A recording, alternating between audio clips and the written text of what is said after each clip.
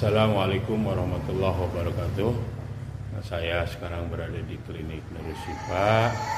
Saya ingin menjelaskan tentang hal terkait dengan masalah MCU yang dilaksanakan di Desa Sawangan kemarin yang saya posting. Saya ingin menanggapi terkait tentang adanya WA dari salah satu pejabat Kabupaten Subang. Di sana menurut saya pertanyaannya, saya ada masalah apa dengan Kepala Desa Sawangan, dan saya diminta untuk bicara baik-baik dengan Kepala Desa Sawangan.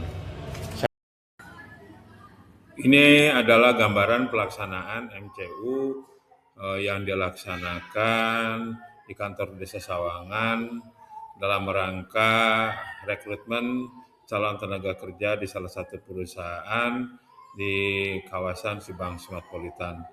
Tempat pelaksanaan di kantor Desa Sawangan dan pelaksana MCU dari Fasilitas Kesehatan Tirta Medical Center. Nah, ini lokasinya hanya 20 meter, 20 meter ini dari kantor Desa Sawangan. Nah, ini kantor Desa Sawangan, ini klinik Nursipa, ya, itu hanya 20 meter. Nah, ini lokasinya, ya, lokasi klinik Nursipa. Nah, itu yang saya kritisi kemarin, kenapa kok MCU hanya 20 meter dari klinik Nursipa dan lokasinya di kantor desa, yang seakan-akan itu difasilitasi oleh desa. Bismillahirrahmanirrahim. Saya ingin menjelaskan dulu terkait tentang perizinan berusaha untuk menunjang kegiatan usaha klinik Nursipa sebagai PJK 3 dari pemerintah Republik Indonesia yang diberikan kepada Yayasan Nursipa untuk kegiatan pemeriksaan pengujian kesehatan tenaga kerja dan atau pelayanan kesehatan kerja. Ini sebagai legalitas klinik Nursipa sebagai PJK 3. Nah, ini ya, kami memiliki 2 dokter penanggung jawab kegiatan PJK 3, Dr. Muhammad Rudini dan Dr. Anggraini Mardiana. Nah, ini bukti bahwa 2 dokter tersebut telah terlisensi oleh Kemenaker sebagai dokter yang kompeten dalam pemeriksaan tenaga kerja terkait dengan masalah PJK 3. Ya, dengan kewenangannya ini, dan ini adalah punya Dr. Anggraini Mardiana. Ini ketentuan, ya, yang harus diikuti.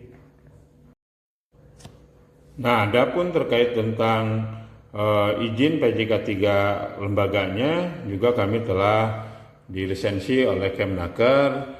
Yayasan Nursipa yang menyelenggarakan klinik Nursipa adalah merupakan PJK 3, ya, di mana saya selaku penanggung jawabnya di kegiatan PJK 3 ini, ya. Nah, ini adalah kewajiban kami selaku PJK 3, ya, yang harus dilaporkan ke Kemenaker sesuai dengan Undang-Undang Nomor 1 Tahun 70 tentang keselamatan kerja dan peraturan pelaksanaannya. Nah, ini yang menjadi kewajiban kami, ya. Nah, ini barangkali sebagai penjelasan terkait tentang legalitas klinik Nursipa sebagai PJK 3. Nah, karena kami adalah klinik yang terdaftar sebagai PJK 3, maka kami diminta selalu melaporkan tentang kegiatan apapun terkait dengan PJK 3. Kita lihat di sini, ya, untuk masalah kegiatan PJK 3 ini, terutama tentang masalah pelaporan pelaporan K3, ya. Ini terkait tentang masalah kegiatan MCU,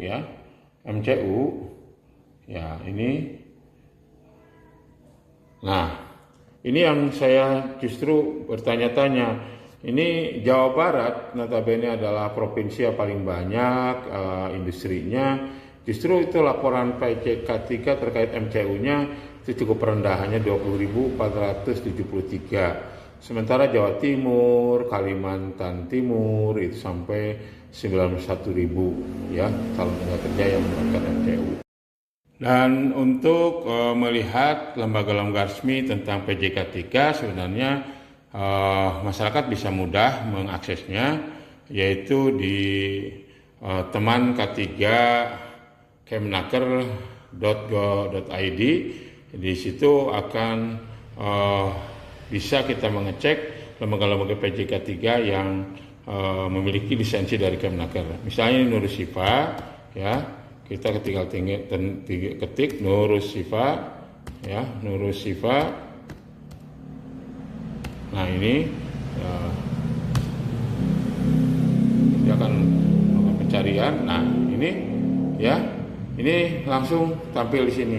Saya lihat di ini banyak Tirta Medical Center Balikpapan, Tirta Medical Center Polhit Sunset Road Banjar Legian Ketabali Badung. Ini Tirta Medical Center Mataram, Tirta Medical Center Surabaya, Perum Tirta Sumbersari Malang, Medical Center Morowali. Ini ada 6, tapi yang terdaftar di Taman K3 itu nggak ada yang di Kabupaten Subang. Nah ini yang kemarin saya lihat yang melaksanakan MCU di kantor Desa Sawangan itu hampir, saya nggak tahu yang mana.